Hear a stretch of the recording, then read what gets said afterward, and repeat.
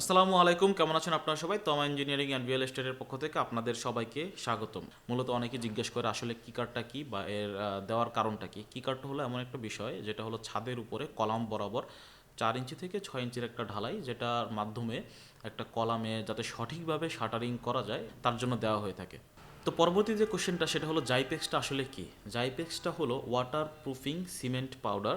এটা মূলত জলসাদের ক্ষেত্রে ব্যবহার করা হয়ে থাকে। যখন জলসাদ আপনি করতে যাবেন সেক্ষেত্রে আপনি এইটা ব্যবহার করতে পারেন। আমার বাড়ির প্লিন্থ লেভেলটা কতটুকু হওয়া উচিত বা কীরকম দিব। তো বাড়ির প্লিন্থ লেভেলটি হবে পাশের রাস্তা থেকে 1.5 ফিট থেকে 2 ফিট উঁচু।